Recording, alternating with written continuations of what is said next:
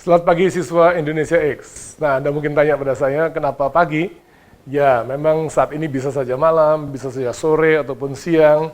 Tapi percayalah, kata selamat pagi hanya mengingatkan kita bahwa kita tetap punya semangat seperti pada pagi hari. Walaupun malam, siang, atau sore, semangat kita seperti semangat pada pagi hari. Siswa Indonesia X yang saya hormati dan saya kasihi, kita akan belajar mengenai lebih banyak lagi mengenai menjual. Masih ingat ada satu kata yang saya katakan di introduction yang lalu, saya katakan adalah kata trust, kepercayaan. Nah, trust kepercayaan ini merupakan hal yang sangat penting. Kenapa penting? Karena trust lah yang kita temukan kalau kita membongkar proses penjualan yang rumit itu kita bongkar. Dan di dalam transaksi penjualan atau transaksi jual beli itu ada satu kata yang namanya trust. Dan trust inilah yang membuat seseorang berani memutuskan untuk membeli satu produk berapapun harganya. Nah, sayang sekali kita ini sekarang sedang hidup di negara atau di bangsa atau di kelompok atau di komunitas yang memiliki trust yang sangat rendah, low trust society. Level kepercayaan yang sangat rendah. Sehingga menjual yang harusnya mudah menjadi lebih sulit. Tapi apakah sulit? Nah, enggak juga, kalau kita ikuti cara yang benar, menjual tetap mudah. Nah, perhatikan satu kisah yang menarik. Saya kenal seorang namanya Budi. Dia bertemu dengan saya saat saya bertemu dengan 250 pengusaha yang terkenal di Jakarta. Waktu saya bicara di sana, selesai bicara, Budi rupanya salah satu orang yang potret bersama-sama dengan saya. Saya nggak tahu yang mana Budi. Tapi beberapa hari kemudian, dia kirim saya WhatsApp dan dia tanya, Pak, boleh nggak ketemu? Dan saya tanya, kok bisa kenal saya dari mana? Dan dia bilang, saya dapat nomor Bapak ketika pertemuan kemarin, dan saya ingin sekali ketemu Bapak. Dan saya bilang, oke, tapi minggu ini saya sibuk sekali. Dan kemudian Budi mendesak, boleh nggak Rabu malam? Saya bilang, nggak bisa. Kalau Kamis malam gimana? Saya bilang juga nggak bisa. Jumat malam gimana? Saya juga, maaf, saya nggak bisa. Kalau Sabtu gimana? Sabtu juga saya nggak bisa. Minggu ini saya padat sekali. Karena dia begitu ngotot. Jadi saya curious, saya ingin tahu apa sih menjadi penyebabnya sampai Budi begitu bersemangat. Jadi waktu saya tanya, saya korek. Dan rupanya saya akhirnya tahu bahwa Budi itu rupanya mau jual asuransi. Ya, dia rupanya seorang salesman, seorang penjual. Dia mau jual asuransi. Dan kemudian dengan tegas saya katakan, maaf, saya sudah punya. Saya tidak perlu lagi. Dan akhirnya pembicaraan itu menutup semua kesempatan Budi untuk menjual produknya ke saya. Bagi Budi, menjual jadi susah. Apalagi ketika saya coba cek, kontrol, periksa ke beberapa teman yang kenal Budi, saya tanya, siapa sih sebenarnya dia itu? Oh, rupanya Budi itu baru bekerja di satu perusahaan asuransi, dan dia punya target. Dan untuk mengejar target, dia kejar semua orang yang bisa dia kejar untuk mendapatkan target itu. Salah apa enggak? Enggak salah. Betul sekali. Cuma caranya salah. Saudara, orang membeli bukan karena produk. Orang membeli juga bukan karena produknya murah, enggak.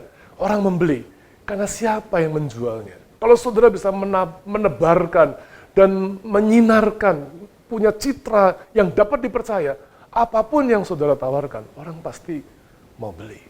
Nah, untuk itu langkah pertama, kalau kita mau menjadi seorang penjual yang berhasil, jadilah sahabat bagi banyak orang. Saya belajar dari satu orang pemuda namanya Hendro. Dia buka pameran di satu mall di Jakarta. Dia jualan mobil yang sebenarnya mereknya tidak terlalu terkenal. Dan saya juga sudah tahu dari setiap orang bahwa mobil itu punya banyak kelebihan, tapi namanya nggak terkenal di Indonesia. Dan istri saya wanti-wanti, jangan beli mobil seperti itu deh. Nanti jualan lagi susah, kalaupun bisa jual harganya jadi murah banget, kita ruginya banyak. Saya juga sudah tahu kondisi itu. Tapi ya apa salahnya lah, saya lihat pamerannya kan nggak salah. Dan di sana saya kenal Hendro. Saya baru kenal saat itu. Dan waktu dia kenal, Hendro ini hebat sekali. Dia nggak cerita mengenai produknya, sama sekali dia nggak cerita. Dia hanya mau cari tahu siapa tuh saya itu siapa. Jadi dia ngobrol, sampai rupanya dia bilang, oh rupanya Pak Andreas ini teman dari om saya. Kenalkan om saya. Dan memang benar saya kenal om dia gitu. Oh iya, saya kenal om kamu. Wah, terus ngobrol. Yang saya heran selama ngobrol ya kira-kira 10-15 menit, nggak lama. Dia sama sekali nggak cerita mengenai produknya. Bahkan dia terus bertanya sama saya, kenapa Bapak kok mau lihat ke sini, apa yang Bapak harapkan dari mobil ini. Terus dia sepertinya betul-betul menempatkan diri sebagai seorang sahabat dan khawatir kalau saya tuh salah beli produk yang saya harapkan.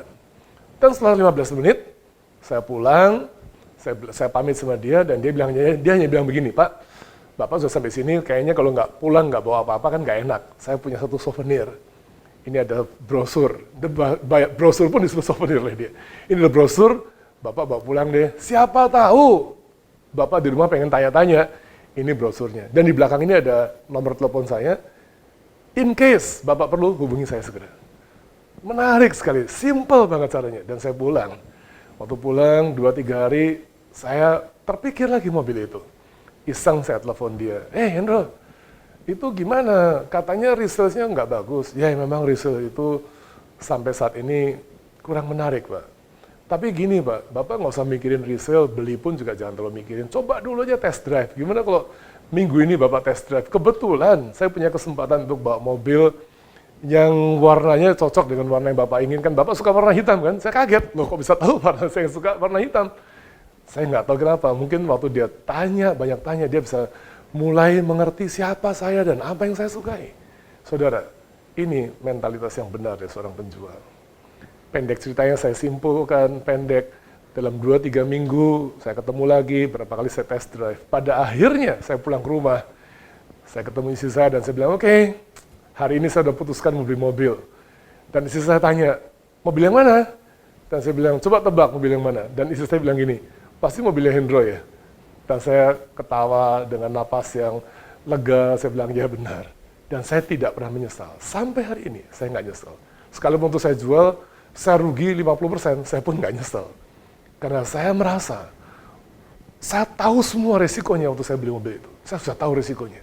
Apa yang saya bakal hadapi, saya sudah tahu semua. Hendro sudah menjelaskan semuanya. Jadi saya nggak merasa terjebak. Sepertinya saya sudah siap menghadapi resiko terburuk kalau saya beli mobil itu.